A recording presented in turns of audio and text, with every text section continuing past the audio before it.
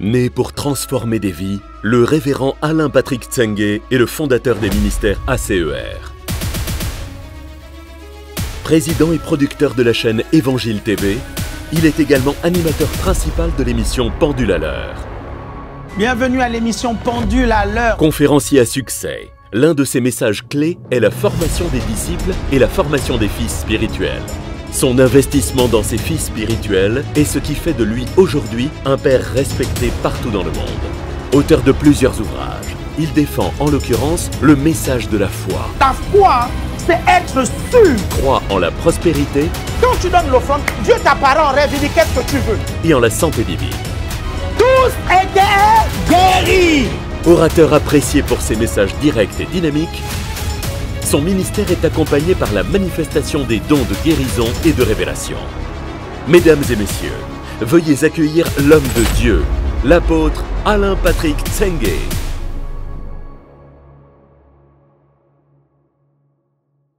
Le titre de mon message c'est...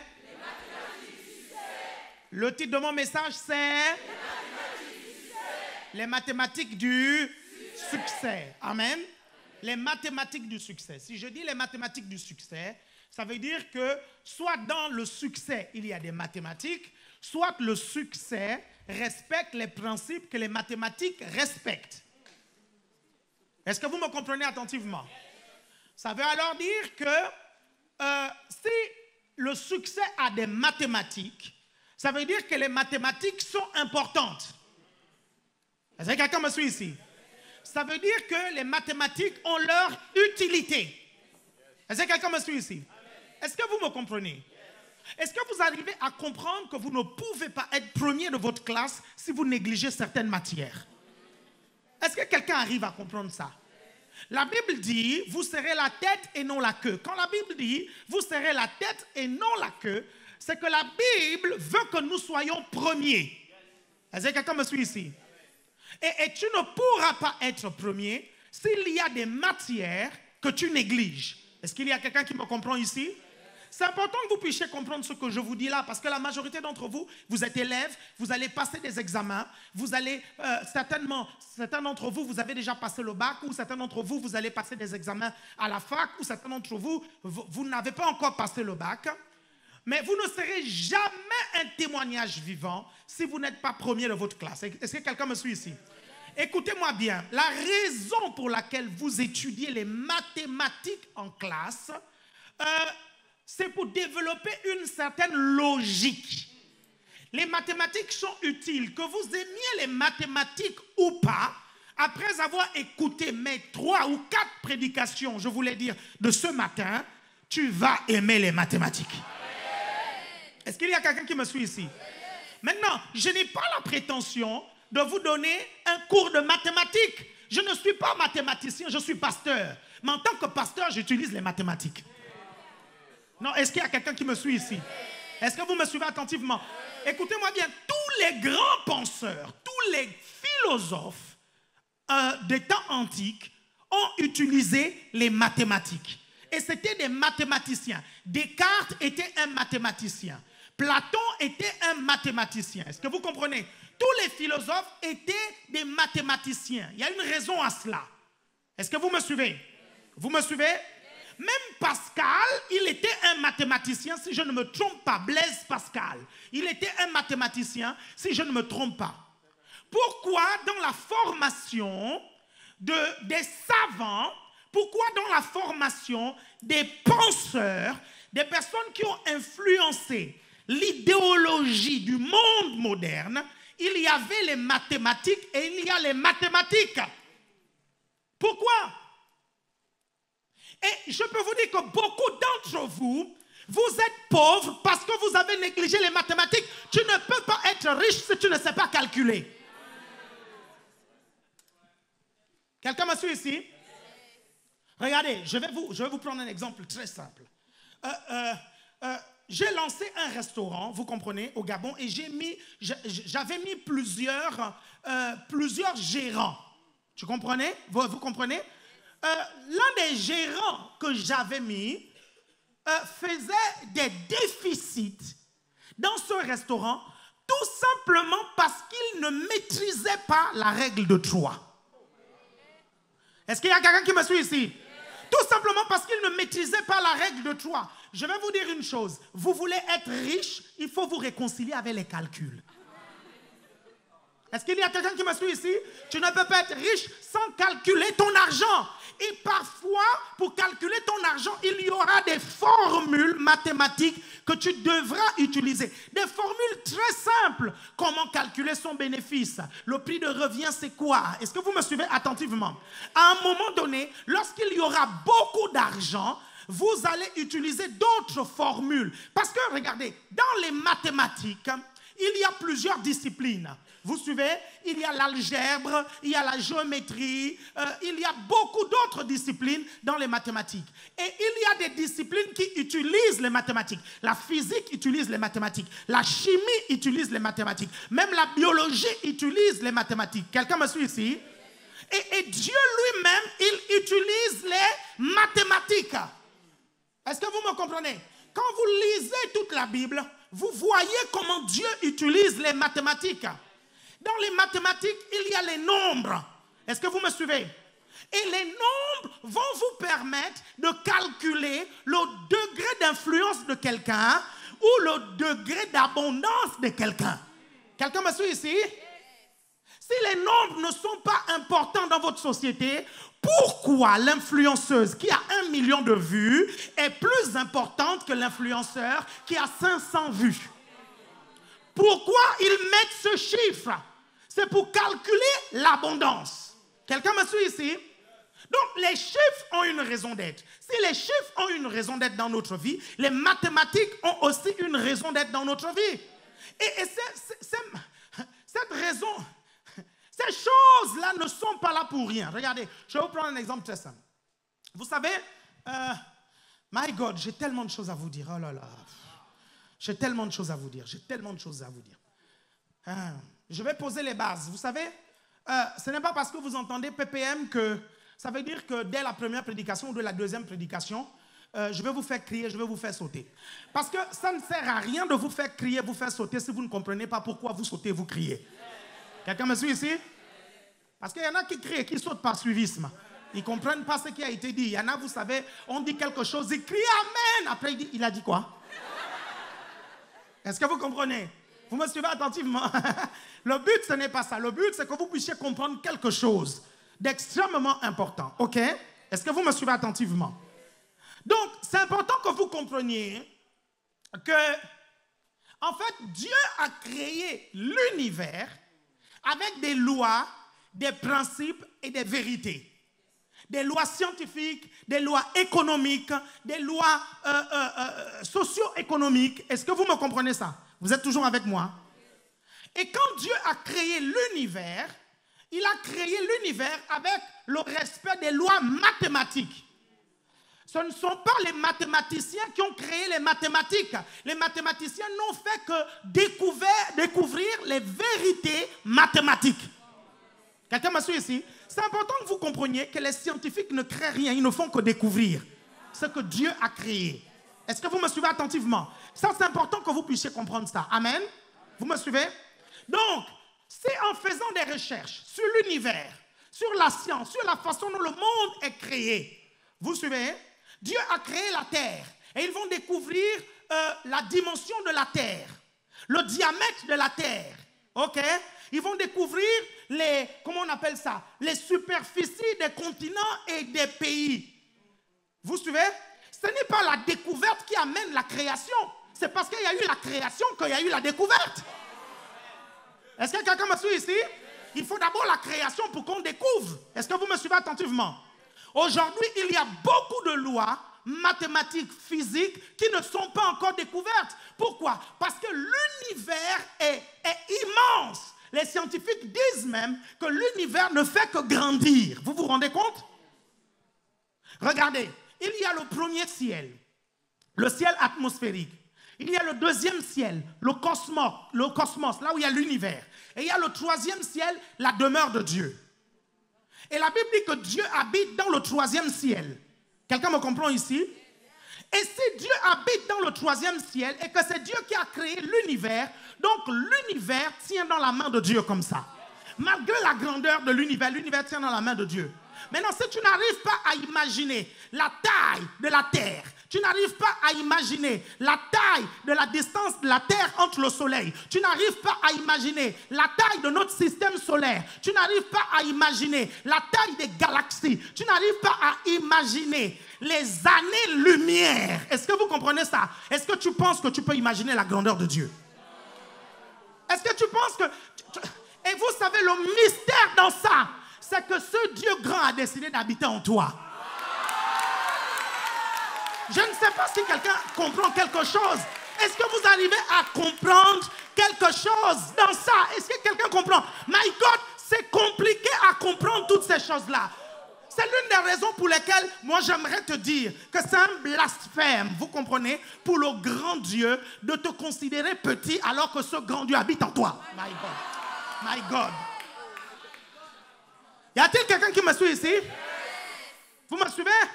C'est l'une des raisons pour lesquelles je ne me considère pas comme étant petit. J'ai un grand Dieu. Quelqu'un me suit ici? Et c'est pour ça que la Bible dit que celui qui est en toi est plus grand que celui qui est dans le monde. Ça veut dire quoi? Ça veut dire que si celui qui est en toi est grand, ok, est-ce que vous me suivez? Et que tu vois un problème qui est au-dessus de toi, ce n'est qu'une illusion. Ça veut dire que tu es plus grand que ton problème. Donne-moi un bon amen. Donne-moi un amen vitaminé. Quelqu'un me suit ici? Regardez-moi bien. Ce n'est pas parce que quelque chose est caché que ça veut dire qu'elle est petite. Vous me suivez attentivement? Ce n'est pas parce que Dieu est en toi et il est enveloppé dans ton petit corps que tu penses que Dieu est petit. Vous arrivez à me comprendre? Vous arrivez à me comprendre? Pourquoi? Parce que même dans l'infiniment petit, il y a de la grandeur. Non, là ça devient trop fort. Non, là ça, non, je vais vous expliquer. Non, je vais vous expliquer. Regardez, vous prenez l'infiniment grand, ok? Il y a de la grandeur dans les chiffres, n'est-ce pas? Maintenant, prenez aussi l'infiniment petit. Il y a aussi de la grandeur dans les chiffres maintenant. Vous me suivez attentivement? Regardez, le monde quantique est aussi grand que le cosmos. Le monde quantique, c'est quoi? C'est l'infiniment petit. C'est-à-dire que tu peux diviser ce qui est divisé, diviser, jusqu'à l'infini. Quelqu'un me suit ici? Vous êtes toujours là? Quelqu'un me suit ici? Vous allez trouver des chiffres quand vous calculez à l'école, ok? Des chiffres où la réponse c'est 3,3. Et votre professeur de mathématiques dit, ça ne s'arrêtera jamais. Vous me suivez attentivement? Tant que, si tu ne connais pas la fin de l'infiniment petit, fais-toi petit devant le grand Dieu. Parce que le grand Dieu connaît la fin de l'infiniment petit. Et il connaît la fin de l'infiniment grand. Donc s'il décide d'habiter dans ton petit corps, ne le traite pas de petit. Ne le méprise pas. Est-ce que vous me suivez? Parce que même lorsqu'il rentre dans la petitesse, il reste grand. Parce que dans la petitesse, il y a l'infinie grandeur de Dieu. Y a-t-il quelqu'un qui me suit ici? Je dis que le titre de mon message, c'est quoi? Les mathématiques du succès. Les mathématiques du succès. Quand vous allez utiliser les mathématiques, il y a beaucoup de choses déjà à apprendre. Il y a déjà dans le respect des principes mathématiques, ok? Ces principes-là, le succès va respecter ces principes. Vous êtes toujours là? Vous me suivez attentivement? Et après, dans les mathématiques, il y a un monde imaginaire et abstrait qui est utile pour pouvoir faire certaines choses dans le monde réel. Vous me suivez attentivement? Je vais vous prendre un exemple. Les scientifiques vont dire, les scientifiques de la NASA, ils vont dire qu'il y a une planète ou une étoile ou je ne sais pas, une constellation qui s'appelle, je ne sais trop si c'est Proxima du Centaure ou je ne sais si c'est une constellation ou je ne sais pas, ou une galaxie, un truc comme ça. Ils se disent et ils vous disent que ça se trouve à des années-lumière. OK? Le principe des années-lumière est une théorie pour pouvoir calculer des trucs, vous suivez, à la NASA et calculer des distances dans l'espace. Quelqu'un me suit ici? Mais personne n'a jamais vérifié les années-lumière. Pourquoi? Parce que personne n'est jamais allé sur une planète qui est à des années-lumière. Non, vous ne me suivez pas. Vous ne me comprenez pas. Vous acceptez ça parce que ça vous aide à découvrir autre chose sur la terre. Vous acceptez ça parce que ça vous aide à calculer des choses sur la terre. Quelqu'un me suit ici? Et vous acceptez cette vérité souvent par rapport à d'autres vérités. Quelqu'un me suit ici? Parce que quand on n'a pas touché une vérité, on peut croire qu'elle est vraie parce qu'il y a d'autres vérités qui la confirment. Non, je vais aller doucement. Non, je vais doucement parce que là, je risque de perdre certaines personnes ici. Quelqu'un me suit ici? Et je ne veux pas vous perdre. C'est important que vous compreniez que quand vous venez à l'ACE, vous devez être intelligent. Quelqu'un me suit ici? Est-ce qu'il y a quelqu'un qui me suit ici? Je ne suis pas en train de former des prédicateurs bêtes. Je ne suis pas en train de former des chrétiens bêtes. Quelqu'un me suit ici? Dans nos églises, nous avons eu trop de chrétiens bêtes. Nous avons eu trop des affirmations telles que non, quand tu viens à l'église, tu ne dois pas utiliser ton intelligence. Non, tu ne dois pas réfléchir. Parfois, on entend certains chrétiens dire non, toi, tu réfléchis trop. Il ne faut pas réfléchir. Tu sais, avec Dieu, n'utilise pas ton intelligence. Non, ce n'est pas ce que Dieu dit. Dieu ne nous interdit pas d'utiliser notre intelligence. Quelqu'un me suit ici? Dieu ne refuse pas que nous puissions raisonner. Dieu veut juste qu'on puisse raisonner comme lui. Pourquoi? Parce que les mathématiciens ont une façon de raisonner, ok? Les philosophes ont une façon de raisonner, les médecins ont une façon de raisonner, les dieux ont une façon de raisonner. Les dieux ont une façon de raisonner. Quelqu'un me suit ici? Écoute-moi bien, si tu vas en philosophie, avec le raisonnement de la théologie, ils peuvent te causer des problèmes. Vous me suivez attentivement? Vous me suivez attentivement? Donc, le problème de beaucoup de chrétiens, c'est qu'ils ne sont plus intelligents quand ils se convertissent. Quelqu'un me suit ici? Regardez, même lorsque nous prions en langue, certaines personnes pensent que prier en langue signifie ne pas utiliser son intelligence. Regardez, la Bible dit que quand tu pries en langue, ton intelligence est stérile. C'est la description d'un fait. Mais ce que la Bible dit, que quand tu pries en langue, ton intelligence devrait rester stérile. My God. Non, je vais reprendre. Je vous ai perdu. Non, je vous ai perdu. Je reprends. La Bible décrit quelque chose. La Bible dit, c'est lui qui prie en langue, ok, son intelligence est stérile. Parce qu'il ne comprend pas. C'est quelque chose de spirituel. C'est un langage spirituel. Vous comprenez? La Bible décrit quelque chose. Mais est-ce que la Bible dit que quand tu pries en langue, ton intelligence devrait être stérile? Non. Et c'est pour ça que quand vous priez en langue, vous n'avez pas les effets escomptés. Pourquoi? Parce que tu ne peux pas prier en langue sans imaginer ce pourquoi tu pries en langue. Tu ne connais peut-être pas les détails. C'est pour ça que tu pries en langue. Mais tu sais pourquoi tu pries en langue. Attends, monsieur, ici? Quand je prie en langue, pour que les situations se débloquent, je ne sais pas comment elles vont se débloquer. Mais mon intelligence imagine les situations en train de se débloquer. Ah. Vous êtes là? C'est pour ça après que quand vous priez en langue, on vous demande de prier en français. Vous ne savez même pas prier en français. Vous me suivez? Vous ne savez même pas prier en français. Pourquoi? Parce qu'on a l'impression que le parler en langue aujourd'hui abrutit les chrétiens. ils ne savent plus prier en français.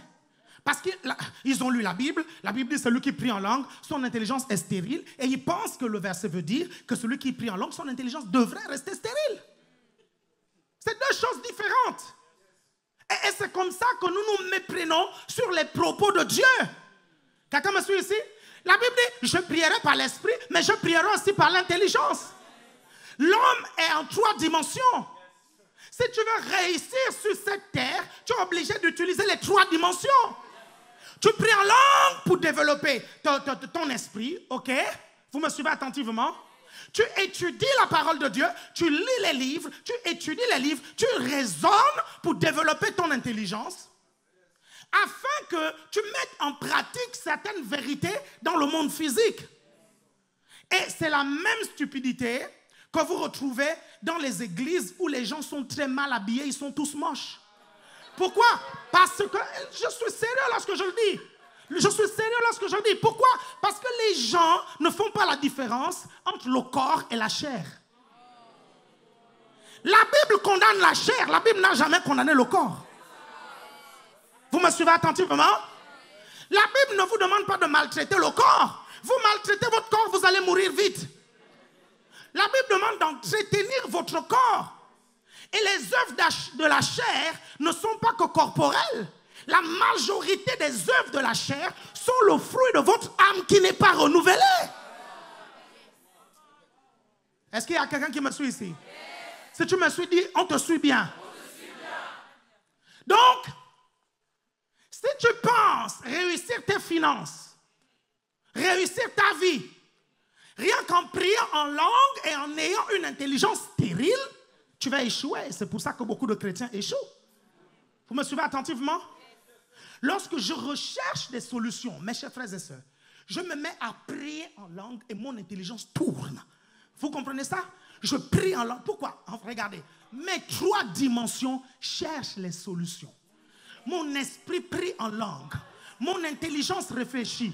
Mon corps tourne dans toute la pièce comme acte prophétique de quelqu'un qui est en train de chercher quelque chose. Quelqu'un me suit ici? Est-ce que vous me suivez? Et quand je fais ça dans ma chambre, mes chers frères et sœurs, ça devient très fort. Parce que mes 3 dimensions sont impliquées dans la recherche de la solution à mon problème. Quelqu'un me suit ici? Vous me suivez attentivement?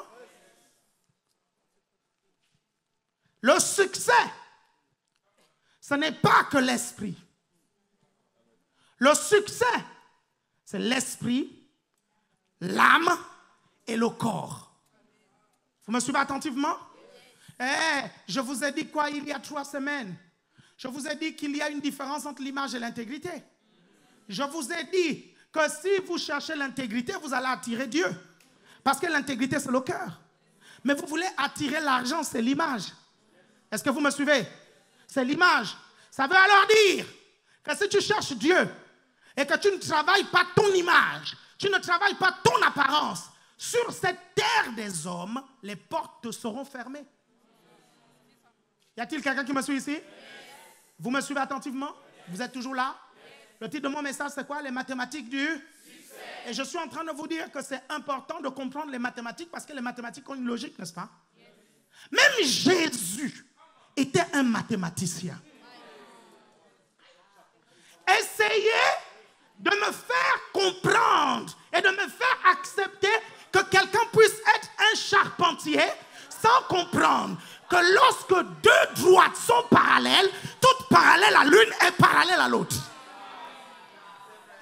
Non, je pense que vous ne me comprenez pas. Vous voyez cette structure-là? Vous voyez cette structure? Voici une parallèle. Voici une deuxième parallèle. Et voici une 3e parallèle là-bas. OK? Si le multimédia a déjà les images des parallèles, qu'ils affichent les parallèles. Vous me suivez? Vous voyez, vous construisez ça. Vous voyez, ça, c'est 2 droites parallèles. En mathématiques, une droite, c'est quoi? Une droite, c'est une ligne de 2 points. Un point A vers un point B. Vous me comprenez? Ça, c'est une ligne. Vous me suivez? Ça, c'est 2 droites qui sont parallèles. Les mathématiciens disent en géométrie que deux droites parallèles, toutes parallèles à l'une, est parallèle à l'autre. Toute perpendiculaire à l'une est perpendiculaire à l'autre. Vous me comprenez attentivement? Vous me suivez attentivement? Mais qu'est-ce que dans notre destinée, ça signifie? Qu'est-ce que ça signifie? Si une droite est définie par le commencement d'un point A vers un point B, quelqu'un me suit ici? Vous me suivez attentivement? Ça veut vouloir dire ceci. Ça veut vouloir dire que les deux droites suivent la même direction. Est-ce que vous me suivez? Ça vient d'un endroit et ça part vers un autre endroit. Deux droites parfaitement parallèles. OK? Si ces deux droites ne sont pas parfaitement parallèles, même des millimètres près, elles vont se cogner quelque part. Quelqu'un me suit ici? Ce principe mathématique nous apprend comment on appelle ça? Le fait que nous soyons uniques sur la terre et que Dieu nous voit de façon unique. Nous prenons tous la même direction, mais chacun a son couloir. Le jour où tu essayes de prendre le couloir de quelqu'un d'autre, c'est là où il y a clash. Il y a les clashs dans les destinées parce qu'il y a un qui a changé de position et de trajectoire. Quelqu'un me suit ici? Très souvent dans une église, quand il y a une rébellion, ça veut dire que quand il y a une rébellion entre deux groupes, ça veut dire qu'il y a un des groupes qui a commencé à être charnel. Ah non, je pense que vous ne me suivez pas. Je vous dis que les deux droites qui sont parallèles sont censées ne pas se cogner, sont censées ne pas se croiser. Est-ce que vous me suivez attentivement? Vous me suivez attentivement? Quelqu'un est là? Si tu es là, fais comme ceci. Regardez, je vais vous montrer quelque chose de très simple. Regardez, avec ces mathématiques-là, déjà, premièrement, vous allez réviser votre cours de mathématiques, okay? Parce que ça, c'est un principe très simple. Si deux droites sont parallèles, alors toute droite parallèle à l'une est parallèle à l'autre. Vous me suivez attentivement? Vous êtes là? Ok, regardez maintenant un deuxième principe. Deux droites parallèles, toutes perpendiculaires à l'une, est forcément perpendiculaire à l'autre. Si vous avez une même vision avec quelqu'un et vous associez une troisième personne qui n'a pas la même vision que vous, si l'un de vous deux, vous suivez, s'associe avec la troisième personne qui n'a pas la même vision que vous, elle va contaminer forcément l'autre. En fait, le clash de l'un va engendrer le clash de l'autre. Pourquoi? Parce qu'ils sont liés par la même direction. Non, vous ne m'avez pas suivi. Non, raffichez l'image et vous allez voir. Réaffichez. Je dis que vous allez comprendre aujourd'hui pourquoi Satan échoue. Vous n'avez pas les droites perpendiculaires. Mettez-moi les perpendiculaires. Vous n'avez pas les perpendiculaires. Est-ce que si vous avez les perpendiculaires, mettez-moi les perpendiculaires. Ok, ça c'est deux droites perpendiculaires. Ok? Ils disent que dans deux droites perpendiculaires, si je mets une droite parallèle à celle-là, ok? Voilà, merci beaucoup. On rajoute une autre droite. Regardez, ces deux droites sont parallèles. Ok? Toutes perpendiculaires à l'une. Tout clash avec l'une finira par amener, tôt ou tard, un clash avec l'autre si les deux-là prétendent prendre la même direction.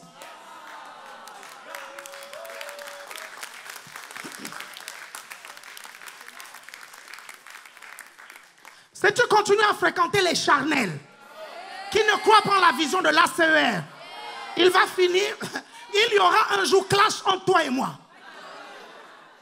Parce que moi, il n'est pas question que je change de direction. Quelqu'un me suit ici? Parce que si nous sommes parallèles, nous prenons la même direction. Et tu dis que tu es avec moi. OK? Et qu'on prend la même direction. Et que tu choisis de s'associer avec quelqu'un qui ne prend pas la même direction, la personne, soit elle clash avec toi, soit elle te fait changer de direction. Et si elle clash avec toi, elle va finir par clasher avec moi, parce que toi, tu vas finir par clasher avec moi. Quelqu'un me suit ici? Est-ce que vous me suivez attentivement? Et si la personne te fait changer de direction et que toi et moi, on est liés, il y a deux choses. Soit on se sépare, soit je vais finir par prendre ta direction. Écoutez-moi bien, c'est mathématique. C'est mathématique. C'est pour ça que la Bible dit, les mauvaises compagnies corrompent les bonnes mœurs. Ne vous y trompez pas. Le succès n'arrive pas par hasard. Le succès dépend des personnes qui t'entourent. Le succès dépend des personnes avec qui tu collabores. Dis-moi avec qui tu marches, je te dirai qui tu es. Quelqu'un me suit ici?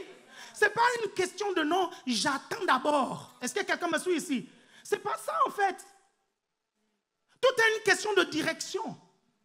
Lorsque j'ai donné ma vie à Jésus, vous suivez, j'ai compris que même mes amis du monde, mes amis païens, allaient me faire reculer. Pourquoi? Parce qu'ils ne comprenaient pas. À beau leur prêcher l'évangile, ils n'acceptaient pas que je puisse, mes chers frères et sœurs, leur prêcher l'évangile. Quand je venais dans mon quartier, ils criaient tous, « Judas, tu m'as trahi! Judas, tu m'as trahi! » Bon, genre pour dire qu'en suivant Jésus, j'ai trahi le gang, quoi. Est-ce que vous comprenez? Vous me suivez attentivement? J'aimais mes amis. Mais à un moment donné, je me suis dit, Alain Patrick, qu'est-ce que tu veux? Tu veux réussir avec Dieu. Alain Patrick, qu'est-ce que tu veux? Tu veux devenir un grand homme de Dieu. Alain Patrick, qu'est-ce qui se passe tous les jours quand tu es avec tes mauvais amis?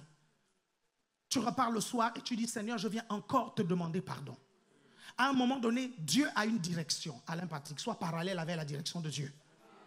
Est-ce que vous me suivez? Suis la même direction que Dieu. Donc, pour suivre la même direction que Dieu, il a fallu que je supprime toutes les droites perpendiculaires. Est-ce que vous me suivez attentivement? Vous me suivez attentivement? Et là, je suis allé voir un responsable. Le responsable m'a dit, écoute, prie pour que Dieu te donne des nouveaux amis à l'église qui suivent la même direction que toi. Et j'ai prié et Dieu m'a donné des nouveaux amis. Quelqu'un me suit ici? Est-ce que quelqu'un me comprend ici? Quelqu'un me suit ici?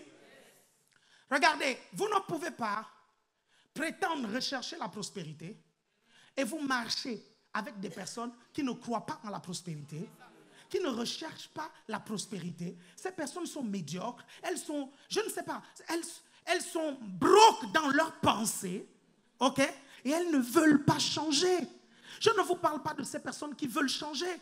Je vous parle des personnes qui ne veulent pas changer. Elles ont dit non, ça c'est ma direction, c'est ma façon de penser. Moi, je choisis mes amis en fonction des convictions que j'ai dans le Seigneur. Quelqu'un me suit ici? Tous ceux qui m'entourent croient que Dieu peut les rendre prospères. Tous ceux qui m'entourent croient que Dieu veut que nous soyons en bonne santé. Tous ceux qui m'entourent croient en la longue vie. Quelqu'un me suit ici? Pourquoi? Parce que le jour où je serai découragé, ils vont me rappeler nos croyances. Quelqu'un me suit ici? Vous n'avez pas remarqué que le jour où vous êtes découragé par l'église, quand vous allez vous confier chez vos païens, ils disent, je t'avais dit que ton église là c'est une secte. Mais le jour où tu es découragé, si tu vas te confier à un frère qui croit aux mêmes choses que toi, qui croit en la loyauté, quand tu vas te confier, il va te dire non, là tu commences à devenir déloyal. Parce que vous prenez la même direction. Pourquoi les gens changent de direction dans leur destinée? C'est parce qu'ils ont des mauvaises compagnies parfois. Est-ce qu'il y a quelqu'un qui me suit ici? Si tu me suis dit, on te suit bien. Si tu me suis dit, on te suit très très bien même. Vous êtes toujours là. Regardez, dans la richesse, vous allez voir ce que un philosophe de l'enrichissement personnel dit. Il s'appelle Wallace Wattles. Il dit ceci. Wallace Wattles.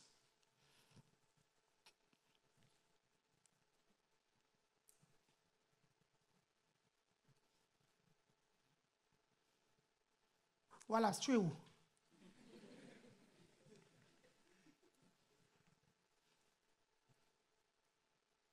Je vais retrouver ça. Est-ce que vous savez que je ne suis qu'à mon introduction? c'est l'apôtre, oui.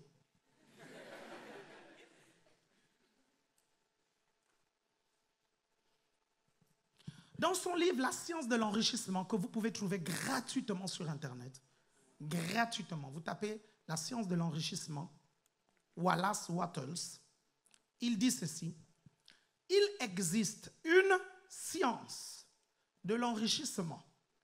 C'est une science exacte, comme l'algèbre ou l'arithmétique. Certaines lois gouvernent le processus d'acquisition des richesses. Quiconque apprend et respecte ces lois est mathématiquement certain de devenir riche. Regardez, ce n'est pas tous les domaines de votre vie où il y a de l'à peu près. Et c'est important que vous puissiez comprendre que l'à peu près, c'est le domaine de l'homme. Ce n'est pas le domaine de Dieu. En fait, si dans la vie de l'être humain, il y a des à peu près, dans la vie de Dieu, il n'existe pas des à peu près. Ça veut alors dire que les domaines où il y a des à peu près, si nous devons être parfaits comme Dieu est parfait, nous pensons qu'il existe une vérité absolue, quelqu'un me suit ici, que nous pouvons poursuivre et pourchasser. Y a-t-il quelqu'un qui me suit ici? Quelqu'un qui me suit ici? Bon, ok. On va aller tout doucement. Parce que là, tout à l'heure, j'ai été trop philosophique pour vous. Et comme vous n'étiez pas bon en philosophie, ok, on va revenir un peu dans la Bible, ok, pour que vous essayiez de comprendre. Je vous dis, vous allez aimer la philosophie, vous allez aimer les mathématiques, ok, ok, et vous allez m'avoir ce bac avec mention au nom de Jésus. Quelqu'un me suit ici? Ok, tu arrêtes tes histoires de non, je n'aime pas les mathématiques, je n'aime pas la philosophie. À partir d'aujourd'hui, tu vas étudier les mathématiques et tu vas étudier la philosophie. Quelqu'un me suit ici? Parce que Wallace Wattles dit que la science de l'enrichissement est aussi exacte que les mathématiques. Si vous avez suivi le Titanic, ok, c'est lui qui a conçu le Titanic. Quand le bateau va commencer à couler, le capitaine va le voir. Il y a une réunion de crise qui se fait. Et le monsieur dit, après le compartiment temps, c'est tel compartiment qui va couler. Et après, tel autre compartiment va couler. Et le bateau va se briser en deux. Et voici ce qui va arriver. Telle partie va commencer à couler, tandis que l'autre va rester en haut. Qui a déjà suivi cette partie-là? Là où le responsable explique, qui a déjà suivi, lève bien ta main. Si tu n'as jamais suivi Titanic, va regarder, parce que ce film-là est l'un des plus grands films de tous les temps, donc tu dois l'avoir regardé. Quelqu'un me suit ici? Vous êtes toujours avec moi? Vous êtes toujours là? Hein? Dora l'exploratrice, ça ne va rien vous apporter. Est-ce que vous me suivez? Vous me suivez attentivement? Hein? Ni Kirikou aussi. Donc, tournez la page, s'il vous plaît, avec les Kirikou, les Dora l'exploratrice. Quelqu'un me suit ici? Il y a une histoire à retenir dans le Titanic. Vous me suivez? Maintenant, quand le capitaine et les gens demandent au concepteur du Titanic, vous suivez? S'il est sûr de ce qu'il dit, est-ce qu'il y a une moindre chance? Le gars, il dit quoi? Il dit, je suis certain de ce que je dis. Il dit, ce sont des certitudes mathématiques. Et il dit exactement ça. Hein. Il dit, c'est une certitude mathématique. Quand quelqu'un vous dit que c'est une certitude mathématique, ça veut dire que ça s'approche des vérités absolues. Les vérités absolues, ce sont des vérités indiscutables. Par exemple, 1 plus 1 égale 2. C'est une vérité indiscutable. Quelqu'un me suit ici? Par exemple, 2 est plus grand que 1. C'est une vérité indiscutable. Je dis bien c'est indiscutable. Ne me regardez pas comme si je me trompais. Et ne dites pas, non, dans la théologie ou dans le Seigneur, 1 peut être plus grand que 2, machin, tout ça. Non, vous comprenez ce que je suis en train de vous dire là? Et s'il vous plaît, ne vous reportez pas à Dieu. Ne dites pas, nous on peut être à deux et Dieu, il est tout seul. Est-ce que vous me suivez? Et donc, nous, on est plus grand que Dieu. Ton truc là ne s'applique pas. Ce que tu ne comprends pas, c'est que tu es en Dieu. Dieu te tient comme ça. Donc, il n'y a pas de distinction. Oh my God. Non, non, non, vous n'avez pas suivi. La Bible dit qu'il tient l'univers dans sa main. Vous suivez? Là, tu ne peux pas dire tes histoires de non, on est deux, Dieu, il est tout seul. Mais le gars t'englobe. Mais je ne sais pas, est-ce que vous réfléchissez, vous les chrétiens? Est-ce qu'il t'englobe? Le gars englobe l'univers. Le gars englobe la voie lactée. Tout ça est sortie de lui. Mais c'est quoi cette idée de te comparer à lui? Vous êtes toujours là? Ce sont des vérités absolues. Vous êtes toujours là? Dites vérité. Absolue. Ce sont des vérités exactes. Dites exactes. Ce sont des vérités précises. Dites précises. Sans cette précision, l'univers ne serait pas stable. La raison pour laquelle vous êtes assis sur cette chaise sans tomber, c'est parce que celui qui l'a fabriqué avec précision. La précision, c'est quoi? C'est qu'un être humain ne pèse pas plus de 450 tonnes. Vous me suivez attentivement? Donc, ce qui peut écraser cette chaise, c'est peut-être 450 tonnes. Donc, la personne va calculer, vous comprenez, combien un être humain va peser. Et ça, ce sont des précisions qui vont faire en sorte que vous ne tombez pas. Parce que s'il fabrique cette chaise et vous tombez, vous n'allez plus acheter la chaise. Est-ce que vous arrivez à comprendre que le commerce, c'est l'excellence et l'excellence, c'est la précision? Est-ce que vous arrivez à comprendre que la richesse, c'est l'excellence et l'excellence, c'est la précision? Le lien entre les mathématiques et le succès, c'est la précision. Premier lien. Vous êtes toujours là? Les mathématiques sont précises. Ce n'est pas parce qu'un chiffre semble être imprécis. Ce n'est pas parce que pour vous et les mathématiciens que 3,3, c'est imprécis. Dieu sait là où ça s'arrête. Vous me suivez? Donc, ce qui est imprécision pour toi, pour Dieu, ce n'est pas une imprécision. Donc, ne limite pas Dieu. Recherche la précision. Quelqu'un me suit ici? Vous me suivez attentivement? Je vais te prendre un exemple très simple. Tu veux devenir riche. C'est vague. Ce n'est pas précis. Quelqu'un me suit ici? Je vais être riche. C'est vague, je te dis. Dans 1 an, tu veux devenir où par rapport à ta richesse? Dans 5 ans, tu veux arriver où par rapport à ta richesse? Dans 10 ans, tu veux arriver où? Quelqu'un me suit ici? Ça, c'est la précision. Maintenant, si tu veux être plus précis, qu'est-ce que tu fais dans cette année pour atteindre ton objectif? Qu'est-ce que tu prévois faire dans 5 ans pour atteindre ton objectif? Qu'est-ce que tu vas faire dans 10 ans pour atteindre ton objectif? Quelqu'un me suit ici? Vous savez, dans le livre de la Genèse, si on compte le premier jour, le deuxième jour, le troisième jour, le quatrième jour, le septième jour, c'est parce qu'avant la création, Dieu avait déjà planifié, créé tout ça en 7 jours. Donc, quand il arrive au premier jour, il dit, il me reste 2, 3, 4, 5, 6, 7, et voici ce qui me reste à faire, voici ce qui me reste à faire, voici ce qui me reste à faire. Quelqu'un me suit ici? Dieu a planifié. Pourquoi? Parce que Dieu avait prévu faire cela en 7 jours. S'il y a quelqu'un qui est avec moi, dis on est avec toi. Si tu veux que j'accélère, dis accélère.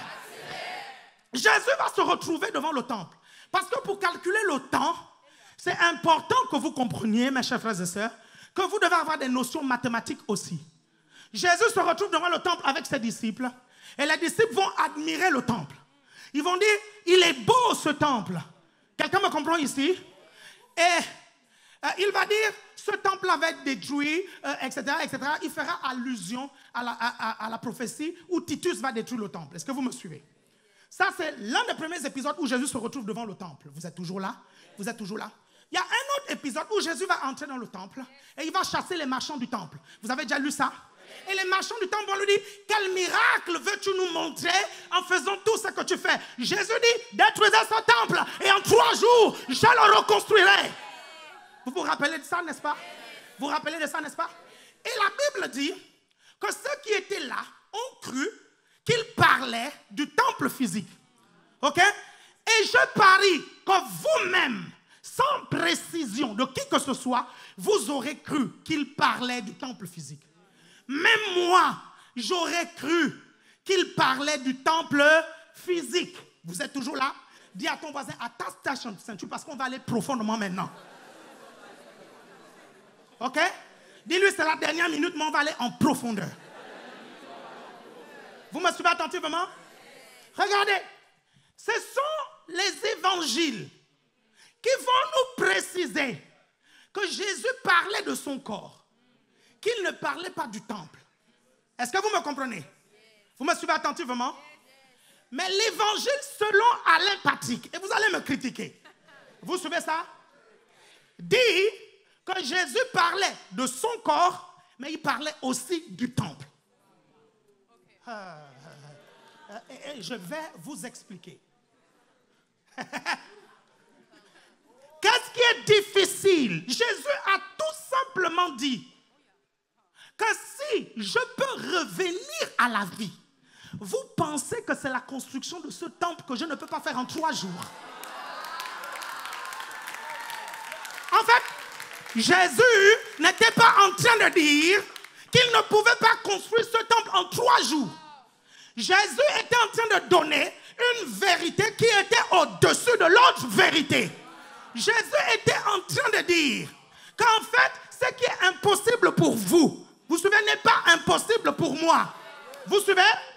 Je ne fais pas que ressusciter les morts. Moi-même, je vais mourir et je vais sortir de la mort. Je vais aller un peu plus loin. Chose impossible pour vos médecins. Chose impossible pour vous. Quelqu'un me suit ici? Jésus était en train de leur dire, qu'est-ce qui est plus difficile? Quand vous avez un mort en face de vous, vous déclarez qu'on ne peut plus rien. Moi, je dis que je peux encore faire quelque chose. Vous savez construire ce temple. Vous pensez que moi, qui ai fait l'être humain, qui ai fait l'univers, qui ai créé les galaxies, je suis incapable de créer ce temple? Vous me suivez? Et vous êtes là, vous dites, mais ce n'était pas là la question. On va aller plus en profondeur, divin en profondeur. Jésus dira qu'il peut construire ce temple en 3 jours. Vous me suivez? Et c'est là le débat. Parce qu'à cette époque, on ne pouvait pas construire un tel temple en 3 jours. Ils disent, ça a pris 40 ans à nos pères pour construire ça. Et toi, tu as à peine 30 ans et quelques. Et tu penses que tu vas construire ce temple-là en 3 jours. Mais j'ai envie de te poser une question. Qu'est-ce que tu peux dire et répondre à quelqu'un qui se retrouve devant l'eau? L'eau est censée l'absorber, mais il marche sur l'eau et l'eau le solidifie. Mais en fait, je suis en train de dire, c'est quoi cet orgueil qui t'amène à discuter avec quelqu'un qui prend un produit fini et fabrique d'autres produits finis? En principe, pour fabriquer du pain, il faut de la farine. Comment à partir du pain, il fabrique le pain? Mais en fait, comment est-ce que tu peux discuter avec quelqu'un comme ça? Quelqu'un qui dit que range ton couteau pierre. Je suis capable d'appeler 12 légions d'anges, c'est-à-dire 6000 anges multipliés, vous comprenez, par 12. Vous me suivez? Pour combattre cette cohorte romaine. Les anges allaient intervenir où? Dans le monde physique. Donc vous pensiez qu'en 3 jours, ils ne pouvaient pas faire venir les anges pour construire le temple? Non. Ce n'est pas... Regardez, je vais aller encore un peu plus loin. Quelqu'un me suit ici? Regardez, il dit, pour vous, le problème, c'est les 3 jours. Pour les Juifs, le problème, c'était les 3 jours. Vous suivez? Mais la Bible dit qu'il est le maître des temps et des circonstances. C'est-à-dire que le gars contrôle le temps. Et il nous a prouvé dans la Bible qu'il contrôle le temps. Il nous l'a prouvé comment? Lorsqu'il a utilisé Josué pour bloquer la course du soleil.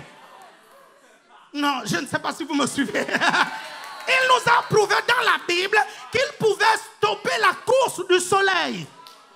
Quelqu'un me suit ici? Et la Bible nous dit qu'un jour pour lui est comme 1000 ans. Vous suivez? Vous me suivez attentivement? La Bible ne parle pas que de la quantité de jours et d'années que ça représente pour nous.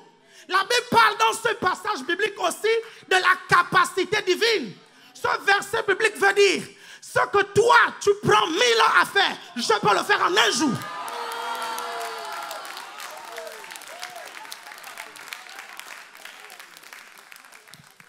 Donc, si dans les 1000 ans, il y a les 40 ans, faites vous-même le calcul. Non, faites vous-même le calcul. Regardez, je vais terminer avec ceci. Si tu veux que j'approfondisse, dis approfondis. Jésus ne disait pas qu'il n'était pas capable. Il était en train de dire, mais moi je peux faire plus grand que ça. Vous pensez impressionner les gens par la construction d'un temple à 40 ans? Vous prenez 40 ans pour construire quelque chose. Moi, je suis capable de le faire en 3 jours. Est-ce que vous me suivez? Jésus étant le maître des temps et les circonstances, il pouvait créer ce qu'on appelle en science-fiction une boucle spatio-temporelle. C'est quoi une boucle spatio-temporelle? C'est-à-dire que le gars aurait pris les pharisiens, vous comprenez? Il les aurait bloqués à un seul jour. Il prend les travailleurs, il les fait rentrer dans la boucle spatio-temporelle. Pour les travailleurs, ça fait 40 ans, mais pour les pharisiens, ça fait 3 jours. Non, je suis allé trop vite. Non, je suis allé trop vite. Regardez, ce que je suis en train de vous dire n'est pas que spirituel. Les scientifiques disent qu'il existe un endroit dans l'espace qu'on appelle les trous noirs. Et à l'intérieur, l'équilibre spatio-temporel est perturbé. Non, c'est bon, lève-toi et prie. Là. Non, lève-toi seulement et remercie le Seigneur. Lève-toi et remercie le Seigneur. Je te garantis qu'en venant dans cette église, tu seras plus intelligent. Est-ce que tu me suis?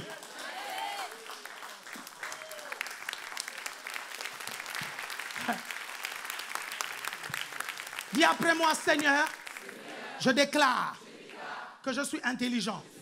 Je déclare que je réussis ma vie. Je vis dans le succès.